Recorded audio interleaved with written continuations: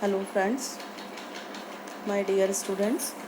आज हम हिस्ट्री में एमए फाइनल का 9C पेपर पढ़ेंगे। आधुनिक भारत का सामाजिक एवं आर्थिक इतिहास। इसका आज अध्याय 2 है हमारा, जो सामाजिक और धार्मिक आंदोलन है। इसमें राजा राम मोहन राय के बारे में आज हम चर्चा करेंगे। जानते हैं आप राजा राम मोहन राय कौन थे? ब्रह्म समाज के संस्थापक। और राजा राम मोहन राय, आपको पता होना चाहिए कि ये पुनः जागरण के अग्रदूत भी थे।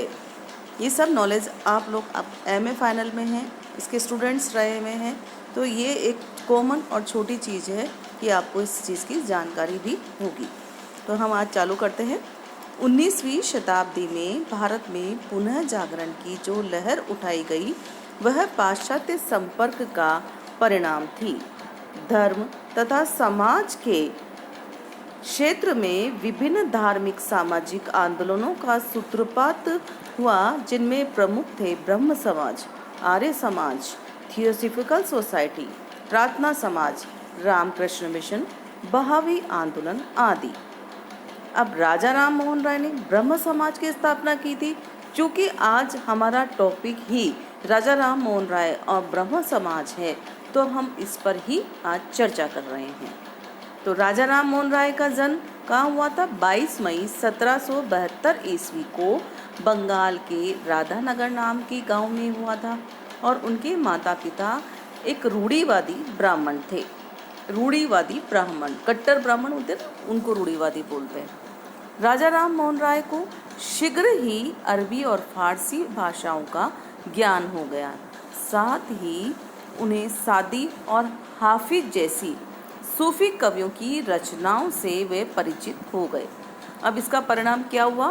फलस्वरूप वे मूर्ति पूजा के आलोचक बन गए। वे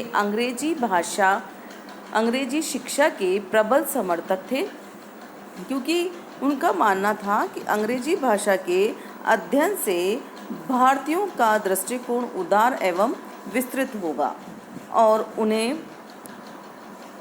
परंपरागत रूढ़ियों और अंधविश्वासों से मुक्ति मिलेगी। उनके प्रयासों के फलस्वरूप 1819 में कलकत्ता में हिंदू कॉलेज की स्थापना हुई। कब हुई? 1819 में किस कॉलेज की स्थापना हुई? हिंदू कॉलेज की स्थापना हुई। और कहाँ पर हुई? कलकत्ता में।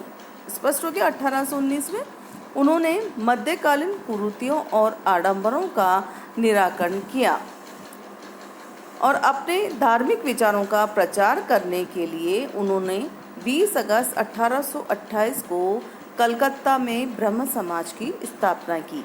ये एक और प्रश्न हमारे पास आ रहा है कि ब्रह्म समाज की स्थापना किसने की? राजा राम मोहन राय ने।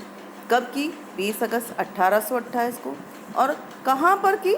कलकत्ता में। तो स्पष्ट हो गया आप सभी स्टूडेंट्स को कि राजा राम मोहन राय ने ही ब्रह्म समाज की स्थापना की। अब इस ब्रह्म समाज की क्या सिद्धांत है, हम उस पर भी चर्चा करेंगे, उस पर भी आपसे बात करेंगे। इसके जो 9 पॉइंट्स हैं, क्या क्या पॉइंट्स हैं हम देखते हैं। ईश्वर एक है, वह संपूर्ण सद्गुणों का केंद्र तथा भंडार है। ईश्वर ही सृष्टि का रचयिता और संरक्षक है। ईश्वर निराकार, अदृश्य, शाश्वत और सत्य है तथा वह न कभी जन्म लेता है और न ही देह धारण करता है। ईश्वर की पूजा शुद्ध मन से करनी चाहिए, किंतु मूर्ति पूजा नहीं करनी चाहिए। ईश्वरीय पूजा सबके लिए है, उसमें वर्ण तथा जाति का विभेद नहीं है। मूर्ति पूजा कर्म कांड के द्वारा नहीं, बल्कि आध्यात्मिक रूप से ईश्वर की पूजा की जानी चाहिए। मनुष्य को पाप का त्याग कर सभी धर्मों से एक सत्य को ग्रहण करना चाहिए। किसी भी पुस्तक को दैवीय नहीं मानना चाहिए, क्योंकि कोई भी पुस्तक त्रुटि रहित नहीं होती।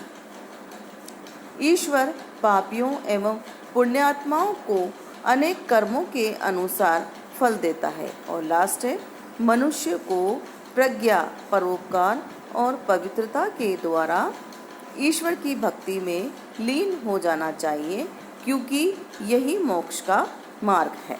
ये थे हमारे ब्रह्म समाज के सिद्धांत। इसमें हमने स्पष्ट रूप से देखा कि किस प्रकार से राजा राम मोहन राय मूर्ति पूजा के विरोधी थे। वे ईश्वर को निराकार रूप में देखते थे, कोई आकार या साकार रूप में नहीं। ब्रह्म समाज ने सामाजिक सुधारों के क्षेत्र में भी महत्वपूर्ण भूमिका अदा की। इन्होंने बाल विवाह का विरोध किया और विधवा विवाह का समर्थन किया।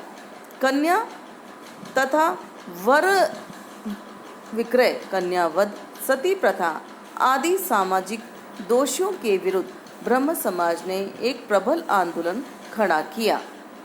ब्रह्म समाज के नैतिक आंदोलन के कारण ही 1829 में सती प्रथा के विरुद्ध कानून पास हो गया।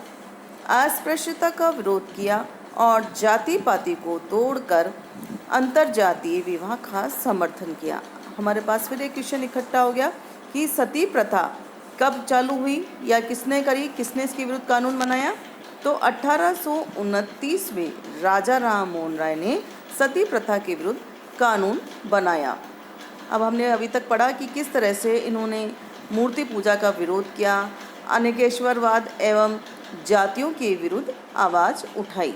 आगे हम देखेंगे राजा राम मोहन राय ने हिंदू कानून में सुधार की आवाज़ उठाई और विचार स्वतंत्रता का नारा बुलंद किया। उनके प्रयासों के कारण ही 1835 ईस्वी में सर चार्ल्स मेटकाफ, आप वापस सुने, 1835 में चार्ल्स मेटकाफ ने समाचार पत्रों पर लगाया प्रतिबंध हटा दिया। इस तरह ब्रह्म समाज ने भारतीयों में नई चेतना जागृत की और देश को राष्ट्रीयता के विकास पथ की ओर अग्रसर किया। Thank you.